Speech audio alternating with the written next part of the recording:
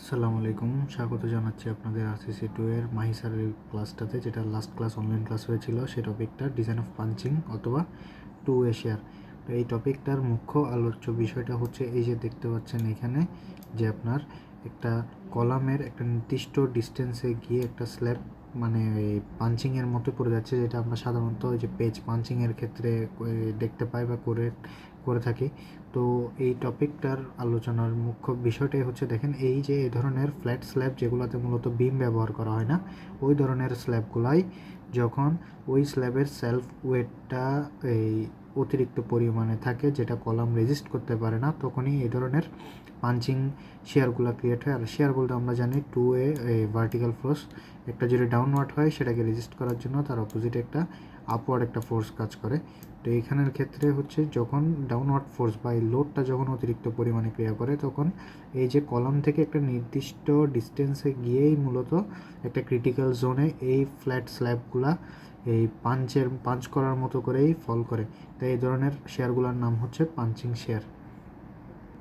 তো এখানে দেখতে পাচ্ছেন যে পাঞ্চিং শেয়ারের ক্ষেত্রে একটা কলামের একটা নির্দিষ্ট ডিস্টেন্সকে গিয়েই আসলে এই ক্রিটিক্যাল জোনগুলো থাকে, যেখানেই মূলত অত্যধিক লোডের কারণে এই স্ল্যাবগুলোর মধ্যে ক্র্যাক আসে।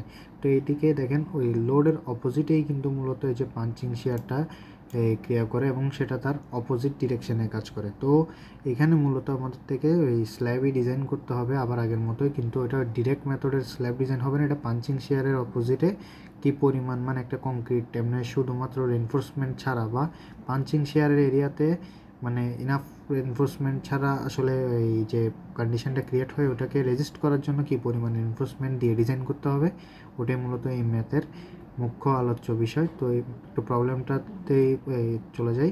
এখানে কোয়েশ্চেনে বলা হলো a flat plate floor has an average thickness. তো আমার কাছে এখানে মেইন ইনফরমেশন হলো এই থিকনেসটাই, and is supported by 18 inch by 18 inch column. অর্থাৎ আপনি এখানে একটা স্কোয়ার কলাম পেয়ে যাচ্ছেন, যে কলামটার ডাইমেনশন হচ্ছে 18 ইঞ্চ বাই 18 ইঞ্চ, এবং এইগুলো দুইটা মানে ইন্ডিভিজুয়াল প্রত্যেকটা কলাম থেকে তাদের ডিস্টেন্স হচ্ছে 20 ফিট করে সেন্টার টু সেন্টার, এবং এটা লোড ক্যারি করতেছে হচ্ছে 300 পিএসএফ, যেটাকে পরবর্তীতে কেএসএফ এ কনভার্ট করতে হবে।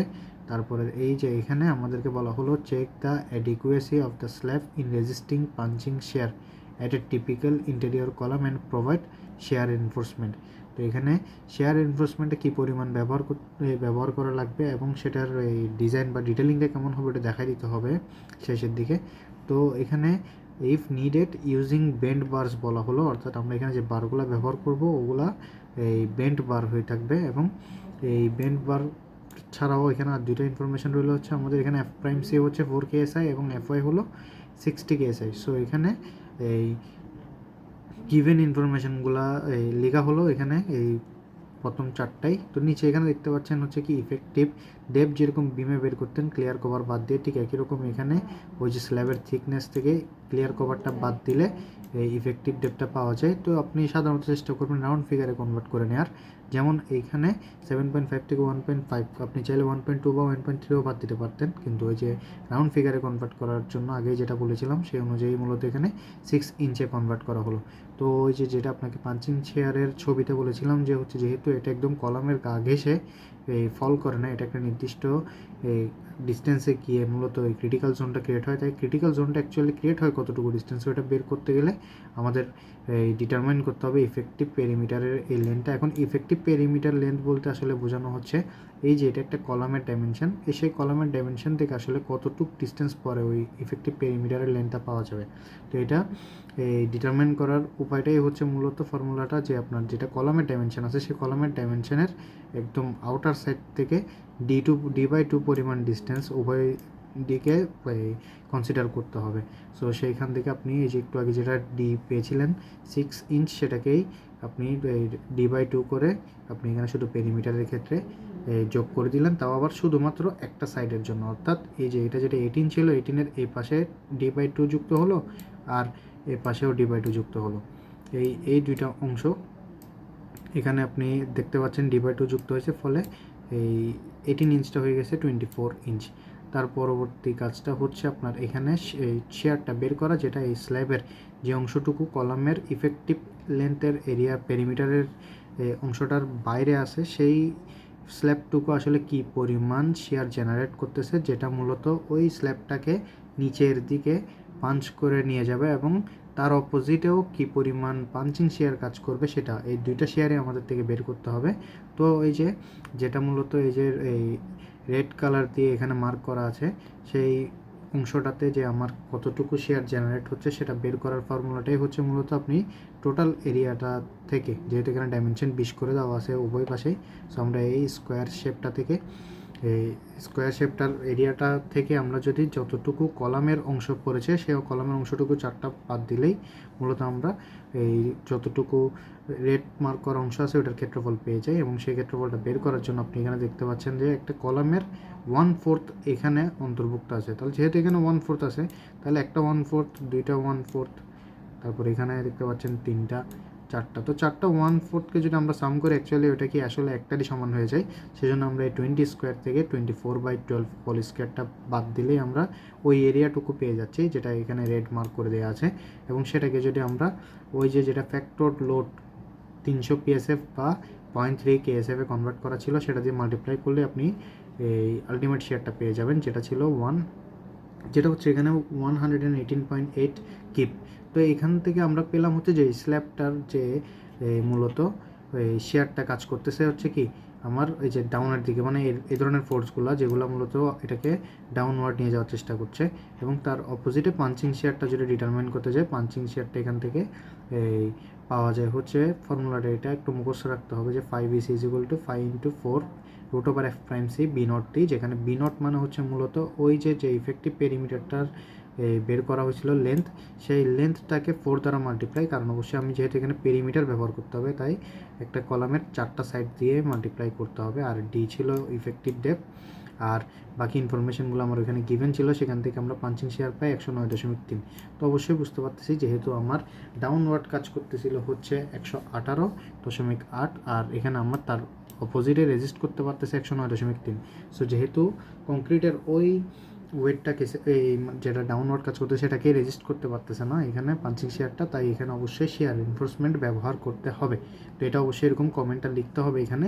আর শেয়ার এনফোর্সমেন্ট যেহেতু ব্যবহার করতে হবে, তাই আমাদের পুনরায় ডিজাইনটা কনসিডার করতে হচ্ছে। তাই এখানে একটা জিনিস খেয়াল করবেন, এখানে বক্স করে আগে থেকেই লেখা ছিল যে 5 বের করার সময় 5 ইন্টু এখানে দেখেন 4 একটা কনস্ট্যান্ট ভ্যালু গুণ করা হয়েছে, কিন্তু যখনই আমরা এখানে রেনফোর্সমেন্টের ক্যালকুলেশনে যাব তখন আমার থেকে সেই 5 ভ্যালু নেওয়ার সময় এটাকে হাফ করে নিতে হবে, অর্থাৎ 4-এর জায়গায় আমাদের এখানে 2 কনসিডার করতে হবে। কারণ হচ্ছে যেহেতু আমরা এখানে কংক্রিটেরও একটা শেয়ার পাচ্ছি, আবার স্টিলেরও একটা শেয়ার পাবো, দুইটা মিলেই আমার ওই আলটিমেট শেয়ারটা বের করতে হচ্ছে, কারণ আমি সর্বশেষ স্টিলের এই শেয়ারটা বের করবো এখান থেকে। তাই আমরা কংক্রিটের শেয়ারটা কমিয়ে ধরলাম, যেহেতু আমার এখানে স্টিলের একটা শেয়ার আছে। আর এটা যে 2 না ধরে অন্য কিছু ধরা যাবে কিনা ওটা এই সুযোগ নেই চিন্তা করার, কারণ এটা 2ই ধরতে হবে, অর্থাৎ যা ছিল যে ভ্যালুটা দেওয়া ছিল ফর্মুলার ওটার অর্ধেক করে নিতে হয়।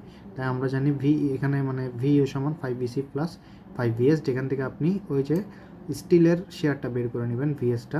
তো এখন সেটার জন্য রেগুলার ক্যালকুলেশনটাই করলেন, জাস্ট এই জায়গাটা দেখে ঘাবড়ে যাবে না, এটা হচ্ছে কি যেটা হাফ করে নেওয়ার কথা ছিল, ওই যেহেতু ওই ভ্যালুটা আগে থেকে এখানে বের করা ছিল, তাই সেই ভ্যালুটাকে 2 দিয়ে ভাগ করে এখানে ডিরেক্ট বসে দেওয়া হয়েছে। আপনি চাইলে এই জায়গাতেও মান বসিয়ে ওটা নির্ণয় করতে পারতেন, এখানে নির্ণয় না করে মূলত এই জায়গাটাকে এই পূর্বের ভ্যালুটাকে হাফ করে দিয়ে এখানে ডিরেক্ট দেখিয়ে দেওয়া হয়েছে। এবং সেটাতে ওই যে ফাইয়ের মানটা একটু খেয়াল রাখবেন, 0.75 দিয়ে ভাগ করলে আপনি ভিএস স্টিলের শেয়ারটা পেয়ে গেলেন। এখন স্টিলের শেয়ারটা পেয়ে গেছেন এই জায়গায়, এখন এখান থেকে আপনার বের করতে হবে ওই স্টিল এরিয়ার পরিমাণ, আসলে কী পরিমাণ ইনভেস্টমেন্ট আপনার ওখানে দিতে হচ্ছে। আর ভিএস সমান আমরা কিন্তু অ্যাকচুয়াল ফর্মুলা জানি AS into FY sine 45 degree, বলতে এই টার্মটা আমরা আসলে জানি না, কিন্তু এখানে এটা সাইন 45 ডিগ্রি ব্যবহার করার কারণ হচ্ছে কোয়েশ্চেনে বলেছিলাম যেখানে বেন্ড বার ব্যবহার করা হয়। তো এখন বেন্ড বারটা আসলে ধরে নেওয়া হয় যে এখানে যে দেখেন বেন্ড বার যেটা ব্যবহার করা হচ্ছে ওই বেন্ড বারটাকে ধরেই নেওয়া হয় যে এটা 45 ডিগ্রি অ্যাঙ্গেলে ব্যবহৃত হচ্ছে। এই যে দেখতে পাচ্ছেন এখানে স্টিলের উপর থেকে এটা ক্র্যাঙ্ক বারটা এই 45 ডিগ্রি অ্যাঙ্গেলে আছে, তাই দেখেন ASFY এর সাথে সাইন 45 ডিগ্রি মাল্টিপ্লাই করা হলো, এবং সেইখান থেকে আপনি স্টিল এরিয়ার পরিমাণ পাচ্ছেন 2.02 ইঞ্চ স্কোয়ার। এখন একটা জিনিস দেখেন, এই টার্মটাতেই আসলে কনফিউশন আমারও থেকে গেছে, এবং এই জিনিসটা বলতে পারেন এক প্রকার মুখস্থই রইল, যে এটাকে কনসিডারই করতে হয় এমনভাবে যে আমরা এখান থেকে আসলে বাইরে থেকে যদি দেখি যে দেখতে পাচ্ছি এদিকে 2টা এবং এই দিক থেকে 2টা, অর্থাৎ 4টার রিইনফোর্সমেন্ট ব্যবহার করা হচ্ছে, কিন্তু স্যার এখানে খুব সম্ভবত অনলাইন ক্লাসে বলেছিলেন যে এগুলো একটা ধারের দিক থেকে যদি কনসিডার করে আমি এই সাইড থেকে দেখতেছি দুইটা, তাহলে ঠিক একইভাবে এদিক থেকে দেখলেও দুইটা দেখবো, এদিক থেকে দেখলেও দুইটা দেখবো এবং ওই দিক থেকে দেখলেও দুইটা দেখতে পাবো, অর্থাৎ দুইটা করে চারদিক থেকে আমি 8টা বার দেখতে পাবো। এবং তাই আমার থেকে ওই স্টিল এরিয়াটাকে 8 দ্বারা ভাগ করতে হবে, খুব সম্ভবত এরকমই ব্যাখ্যা দিয়েছিলেন।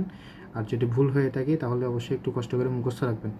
আর এখানে যে ভ্যালুটা আসবে ওই ভ্যালুটা থেকে বড় বা তার সমান একটা বার ব্যবহার করতে হবে এরিয়া বিশিষ্ট। তাই এখন আমরা যখন এই 4 নম্বর বার ব্যবহার করতে যাচ্ছি তখন দেখা যাচ্ছে তার ভ্যালুটা মনে হয় খুব সম্ভবত 0.19 আসে, তো যেটা ব্যবহারযোগ্য নয় দেখে আমরা এখানে 5 নম্বর বার ব্যবহার করতেছি, যার স্টিল এরিয়া হলো 0.31 ইঞ্চি স্কোয়ার। এখন যে আমরা এই ক্রিটিক্যাল এরিয়াটা কনসিডার করেছিলাম সেই ক্রিটিক্যাল এরিয়ার তুলনায় আসলে আমাদের ওই সেকশনটা ঠিক আছে কিনা ওটা চেক দেওয়ার জন্য আমরা এখানে ক্রিটিক্যাল সেকশন আরেকটা চিন্তা করে নিব, যেটা হবে পূর্বের যে ইফেক্টিভ ডেপথ ছিল সেটা তো ওখানে অর্ধেক ছিল, বাট এখানে ক্ষেত্রে হয়ে যাবে এটা 3/4 টাইমস।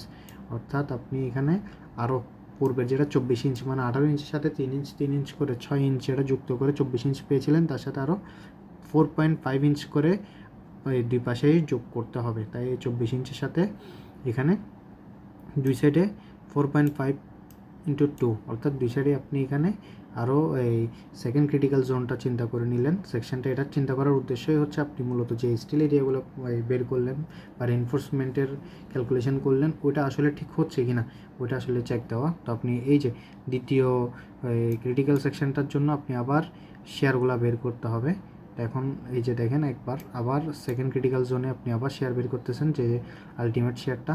এইখানের ক্ষেত্রে এই একটু ক্যালকুলেশনে খেয়াল করবেন, এখানে ভ্যালুটা আসছে ভিউ দেখেন 117.7, আবার ডিজাইন ক্যাপাসিটি যখন বের করতেছেন তখন আসছে 150, অর্থাৎ যেটা ডাউনওয়ার্ড কাজ করতেছে সেটার চাইতে এবার আপওয়ার্ড রেজিস্ট করার শেয়ারটার পরিমাণ বেশি থাকার কারণে যেহেতু স্টিল ব্যবহার করা হচ্ছে এবং এটা জোনটাও একটু দূরে, সো এখানের ওই রেজিস্ট করার এই শেয়ারটা বেশি হওয়ার কারণে এটা মূলত ওই ক্র্যাক মানে পাঞ্চিং শেয়ারের কারণে এটা ফল করবে না, এটা এই এডিশনাল আর কোনো এনফোর্সমেন্টেরও প্রয়োজন হচ্ছে না এবং এটা ঠিক আছে ডিজাইনটা। তো আমরা এখানে এর পরবর্তীতে শুধুমাত্র এই ডিজাইনটাই এখানে ড্র করে দেখাতে হবে। জাস্ট একটু খেয়াল রাখবেন এখানে যে আমরা এই যে বার ব্যবহার করার ক্ষেত্রে এখানে যেটা দেখতে পাচ্ছেন হচ্ছে ডেভেলপমেন্ট লেন্থ 24 ইঞ্চ, এটা কিন্তু আমরা আরসিসি 1-এ এই মাসুদ স্যারের ক্লাসে শিখে আসছিলাম, কিন্তু অবশ্যই এরকম ফর্মুলা দিয়ে এখানে করে দেখাতে হবে না। স্যার বলছে হচ্ছে কি 5 নাম্বার বারের জন্য development length 24 inch direct draw করে দেওয়ার জন্য, আর যদি 6 নাম্বার বার ধরি সেক্ষেত্রে 15 ইঞ্চটা ডিরেক্ট বসিয়ে দেওয়ার জন্য। আচ্ছা, তো এখানে এই টপিকটার এতটুকুই এই মানে ব্যাখ্যা, এর মানে অবশিষ্ট কোনো ব্যাখ্যা নেই অতিরিক্ত। সো এতটুকু পর্যন্ত আপনি এটা করে দিলে হবে, সেকেন্ড চেকটা দিয়ে অবশ্যই দেখাতে হবে।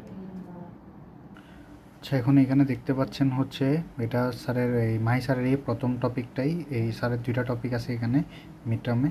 তো এটা হচ্ছে প্রথম টপিক যেখানে ছিল হচ্ছে ফ্ল্যাট প্লেট ডিজাইন করা interior panel by direct design method, এবং এখানে আপনারা আগে থেকে জানেন এমন আরসিসিতে যে আসলে সবই সূত্র এবং স্টেপস এরই খেলা। তো আমি সেজন্য এখানে প্রত্যেকটা ধাপ ওই ম্যাথটা কীভাবে করবেন সে ধাপগুলোই আসলে লিখে দিছি, এটা একটু স্ক্রিনশট নিয়ে রাখবেন। আর এই ধাপটা ফলো করলে আসলে হয়ে যাচ্ছে, কারণ ম্যাথের ব্যাখ্যাটা আপনারা নিজেরাই দেখলে বুঝতে পারবেন। তো প্রথমে দেখেন এখানে স্ল্যাব থিকনেসটা বের করতে হয়। স্ল্যাব থিকনেস বের করার জন্য T=, ফর্মুলা হচ্ছে এখানে ln/30। তো এখন ln জিনিসটা কি? lnটা হচ্ছে মূলত কলাম থেকে কলামের স্পেসিং, অর্থাৎ এই কলাম থেকে এই কলামের স্পেসিংটা হচ্ছে ln। আর প্রথম কাজ হচ্ছে সেই কলামের এই স্পেসিং যেটা আছে ওইটা কোয়েশ্চেনে যখন আপনি এই যা যা দেয়া থাকবে তার বেসিসে আপনি এখান থেকে আগে এলএনটা বের করে নেবেন।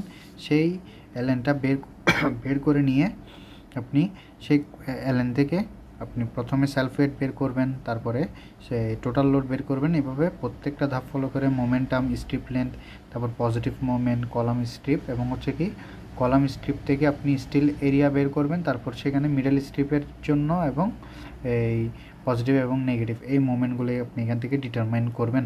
আর শেষে হচ্ছে আপনার থেকে ওই ডিটেলিংটা দেখাতে হবে। এগুলো ছিল ধাপ সংক্রান্ত কথা। এবার একটু ম্যাথের দিকে ব্যাক করি। তো দেখেন এই যে স্ল্যাব থিকনেস বের করার জন্য যে বললাম ln/30, তো ln কীভাবে বের করবো? তো আমার গিভেন ইনফরমেশনগুলো হলো এখানে দেখেন লাইভ লোড দেওয়া হলো 100 PSF, ডেড লোড দেওয়া হলো self wait plus 20 PSF, FY এবং F'(C) দেওয়া থাকলো। তো আপনাকে প্রথমে যে স্ল্যাবটা দেওয়া থাকবে ওইটা ড্র করবেন এইখানে এবং সেটাকে এমন 3টা ভাবে ভাগ করবেন যে কলামের এই স্ট্রিপ থাকবে দুই পাশে, আর এদিকে থাকবে মিডল স্ট্রিপ। তো কলাম স্ট্রিপটা এমনভাবে দিবেন যাতে মনে হয় যে এটার অর্ধেক এদিকে এবং বাকি অর্ধেক এদিকে আছে। ঠিক একই কাজটা এখানে অর্ধেক এদিকে মনে হলে আর বাকি অর্ধেক যাতে এটা বাইরের দিকে আছে ওটা মনে করা হয়, ওইভাবে অর্ধেক অর্ধেক চিন্তা করে দিতে হবে। এবং মিডল স্ট্রিপটা একটু তুলনামূলক বড় থাকবে। আর আপনি এখান থেকে প্রথম কাজ হচ্ছে আগে ওই কলাম টু কলাম ডিস্টেন্স মানে এলএনটা বের করা। এলএন বের করার জন্য আপনার করতে হবে কি যে আপনি এই যে এই কলাম টু কলামের ডিস্টেন্স থেকে বাদ দিবেন হচ্ছে কলামের এক সাইডের ডাইমেনশনটা। এটার কারণটা হচ্ছে কি দেখেন, এদিকে থাকলো হচ্ছে এটা যেহেতু টোটাল 18 ইঞ্চ, 18 ইঞ্চের অর্ধেক হচ্ছে কত 9 ইঞ্চ এদিকে, আবার 9 ইঞ্চ এদিকে, তাহলে আসলে দুই দিক থেকে মিলে 18 ইঞ্চ বাদ যাচ্ছে। তো ওই 18 ইঞ্চকে আপনি 12 দিয়ে ভাগ করে ফিটে কনভার্ট করলেন, আর 22 ফিট থেকে ওটাই বাদ দিলে আপনার এলএন পেয়ে যাচ্ছেন। তো সেই এলএনকে আপনি 30 দিয়ে ডিভাইড করলে এই পেয়ে যাচ্ছেন হচ্ছে আপনি থিকনেস। ওকে, তো এই ফর্মুলাটা একটু খেয়াল রাখবেন যে আপনি এখান থেকে থিকনেস বের করতে পারতেছেন। এবং থিকনেস বের করার পরবর্তী কাজ হচ্ছে সেলফ ওয়েট নির্ণয় করা। সেলফ ওয়েট নির্ণয়ের ফর্মুলা হচ্ছে thickness into specific weight of concrete, এবং কংক্রিটের স্পেসিফিক ওয়েট হচ্ছে 150। এটা একটু মুখস্থ রাখতে হবে। তো আপনি সেই কংক্রিটের কী বলবো স্পেসিফিক ওয়েট দিয়ে গুণ করলে আপনি সেখান থেকে সেলফ ওয়েট পেয়ে যান। সেই সেলফ ওয়েটের এই ভ্যালুটা এখানে বসালে ডেড লোড চলে আসে। তো তারপর আপনি টোটাল লোড বের করতে পারেন 1.2 ইন্টু ডিএল এবং 1.6 ইন্টু এলএল দিয়ে। তো যেখানে ডিএলটাই মূলত ওই যে বের করা হলো এখানে যেটা সেলফ ওয়েট নিয়ে বলেছিলাম সেইটার মাধ্যমে। তারপরে তার সাথে আপনি লাইভ লোডের ভ্যালু বসাই দিলে টোটাল লোড পেয়ে যান। এবং ওই টোটাল লোডটাকে কিউ নোট দ্বারা এখানে ডিটারমাইন করা হলো এবং পিএসএফটাকে কনভার্ট করা হলো কেএসএফে। তারপর সেখান থেকে আপনি বের করবেন হচ্ছে মোমেন্ট। তো এখন মোমেন্ট ডিটারমাইন করার জন্য আপনার থেকে ফর্মুলাটা হচ্ছে এম ইজ ইকুয়াল টু হচ্ছে Q into L N square by 8। ভ্যালুটা এখানে সূত্রটা মুখস্থ রাখবেন, যেখানের মধ্যে কিউ নট এখানে বের করা হলো, তারপর এল এবং এল এন এই যে পূর্ববর্তী আপনি এখানে চিত্র এবং মান যেখান থেকে নির্ণয় করেছিলেন সেখান থেকে দেখতে পান, সেখান থেকে আপনি মোমেন্ট নির্ণয় করবেন। তো দেখেন এইখানে মোমেন্ট নির্ণয় করার পরবর্তী কাজ হচ্ছে স্ট্রিপ লেন্থ বের করা। ওই যে যেটা আপনাকে আমি ধাপ অনুযায়ী বলেছিলাম এর আগেও, স্ট্রিপ লেন্থ বের করা। যেখানে স্ট্রিপ লেন্থ বের করার ফর্মুলা ছিল হচ্ছে L/4 ইন্টু 2, যেখানে L এর মানটা বসে আমরা আগে থেকে জানি যে 22, সেখান থেকে আমরা স্ট্রিপ লেন্থের ভ্যালু পেয়ে যাই 11 ফিট। তারপর সেখান থেকে আপনি টোটাল পজিটিভ এবং টোটাল নেগেটিভ মুভমেন্ট বের করতে পারেন। তো আপনি এই জিনিসটা নিয়ে কখনোই ডাউটে থাকার দরকার নাই যে এটা কেমনে জানবো, এটা মুখস্থই রাখতে হবে। একটা হচ্ছে 35% হচ্ছে পজিটিভ মুভমেন্ট এবং 65% হচ্ছে নেগেটিভ মুভমেন্ট। টোটাল মুভমেন্টের সাথে এটা মাল্টিপ্লাই করলে আপনি পজিটিভ এবং নেগেটিভ মুভমেন্টটা পেয়ে যাবেন। তারপরে কাজ হচ্ছে কলাম স্ট্রিপের জন্য। ওই যে আমরা চিত্র থেকে দেখতে পাইছিলাম দুই সাইডেই এই কলাম স্ট্রিপ আছে এবং মাঝখানে হচ্ছে কি মিডল স্ট্রিপ। তো এই কলাম স্ট্রিপের জন্য আপনার থেকে পজিটিভ এবং নেগেটিভ মুভমেন্ট বের করতে হবে। তো কলাম স্ট্রিপের ক্ষেত্রে পজিটিভ মুভমেন্ট পাবেন হচ্ছে যেটা আপনার টোটাল পজিটিভ মুভমেন্ট ছিল, সেই টোটাল পজিটিভ মুভমেন্টের 0.6% হচ্ছে এই কলাম স্ট্রিপের পজিটিভ মুভমেন্ট, এবং আর 0.75% হচ্ছে নেগেটিভ মুভমেন্টের জন্য। তো এই ভ্যালুগুলোকে আপনি 0.6 এবং 0.75 দিয়ে মাল্টিপ্লাই করলে আপনি কলামের পজিটিভ এবং নেগেটিভ মুভমেন্টটা পেয়ে যাবেন। তো সেই কলাম স্ট্রিপের পজিটিভ মুভমেন্ট থেকে আমরা কি করব, এখানে ইফেক্টিভ থিকনেস বের করব, কারণ থিকনেসটা আমাদের জানা ছিল। ইফেক্টিভ থিকনেস পেয়ে যাই আমরা ওই যে ক্লিয়ার কভারটা বাদ দিলে। তো সেখান থেকে আমরা ইফেক্টিভ থিকনেস পাই। সেখান থেকে আমরা এই যে আমাদের এই আরসিসি 1 থেকে শিখে আসা ফর্মুলা 0.85 F'(C) AB = ASFY, এখান থেকে আমরা এ এর মান বের করব। এখন সে এ এর মান বের করার জন্য প্রথম কাজ হচ্ছে আমরা মোমেন্টের জন্য যে সূত্রটা শিখছিলাম 5 × ASFY D - A/2, যেখানে এ এর মানটা 1 থেকে আমরা ধরে নিই।